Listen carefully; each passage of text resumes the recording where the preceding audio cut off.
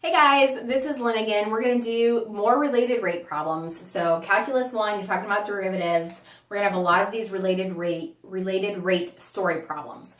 Half the battle, at least half the battle, I always say, is being able to read the words in the problem and translate the numbers given correctly onto a diagram. So we're going to work on that right now. So the words of this problem say there's a plane flying away from you at a speed of 900 miles per hour. So the plane is up here, you're down here on the ground. So this plane's speed is going this way at 900 mph, like so. The plane is also at an altitude of 5 miles. So the plane is at an altitude of 5 miles, means 5 is the vertical distance from the plane to the ground. Now the question is, how fast is the distance from you to the plane increasing? Pause a moment. The distance from you to the plane is represented with this diagonal. So let's call that Z. So if the diagonal length is Z, we're asking how fast is Z changing, the rate of change of Z. So that would be represented with a dz over dt equals question mark. That is the ultimate question that this problem is asking, is what is dz dt? What is the rate of change of Z in this scenario, in this diagram, okay? Now, we weren't finished. How fast is the distance from you to the plane increasing? So that's dz dt when it flies over a point on the ground 10 miles from you. These wordy kind of phrases kind of get confusing sometimes. So the point on the ground that is 10 miles from you would be point on the ground. This is the ground, right? So where does the 10 miles go? The 10 miles goes down here, right? Does that make sense? Now that's the instant when this length is 10, okay? So we have all the numbers represented on the diagram. I usually always say, well, go back to my related rate step-by-step system. The first step is always, what's the formula? First step, the formula. Here is a right triangle, so the formula is going to be Pythagorean theorem. X squared plus y squared equals z squared. Step 2, plug in constants. Plug in constants. If there are any, I should say, if there are any. Not every problem has a constant. So only if there are some. In this problem we do. We have a constant. What is the number that is not changing? The quantity that is not changing would be the altitude of the plane. That 5 miles is not changing.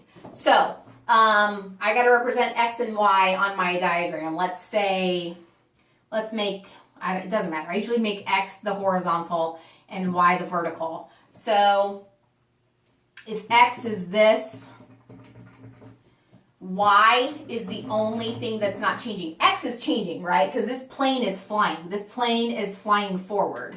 So x is changing. So we're going to say x squared stays a variable. But y squared, we're going to plug in 5. Because 5 is a constant. Equals z squared.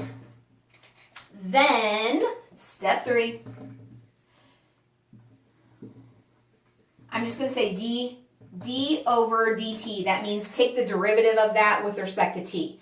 So x squared, when I take the derivative, that becomes 2x dx over dt. Plus 5 squared is a constant. It's 25. So the derivative of a constant is still 0. And then equals, the derivative of z squared would be 2z dz over dt. All right, so I took the derivative. Now I want to review in my head. What am I looking for? I'm looking for dz dt. That's the guy I want to solve for or have by itself at the end of the problem. That means all these other unknowns I should be able to plug in for. I should be able to find numbers to plug in. So, for example, they are asking about the instant when x equals 10. So I know I'm going to plug in 10 for x. Now, what is dx over dt? Dx over dt is the rate of change of x. How fast is x changing? Well, that would be this horizontal distance, right? It's changing at a rate of, let me write this down, dx over dt is your 900, because that's the rate of the plane. So dx dt is 900, plug that in, equals 2. Now z, have I been given z? I've not been given z. Z is this diagonal length. It hasn't been given to me, but I can find it. I can find the instant when x equals 10, y equals 5. I can find z, right? So over here, I usually go off in the margin somewhere. I find z. So that's going to be 10 squared plus 5 squared equals z squared. In other words, that's 10 squared is 100 plus 25, so 125 equals z squared. In other words, z is going to be, let me squish this together a little bit more,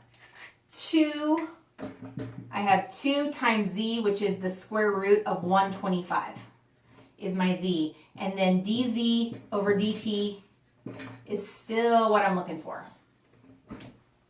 So what do? I multiply this stuff together. 10 times 900 is 9,000 times 2 is 18,000. And then I'm going to divide by everything that's in front of the dz dt. So 2 times the square root of 125. And that is going to equal my answer, dz over dt. And then you just cater to whatever the problem says. If they want a decimal, if they want you to rationalize, etc., etc. Do what you have to do to simplify that answer. But again, I want to focus on the process, the step-by-step process that works for every related rate problem. Start with the formula. Plug in the constants next. Then you take the derivative with respect to t. Have dx dt, dy dt, dz dt, whatever, everything over dt. And then you plug in the quantities or the numbers given or the ones that you have to find. You have to do a little bit of work to find some of them, but you plug in those numbers and then solve for what the question is asking for. That's going to work every single time. Keep coming back. I will keep doing more related rate problems. They don't all involve right triangles. So you'll have some areas, you'll have some volumes, things like that. But keep coming back. We'll keep practicing. So hopefully this helps. Thank you.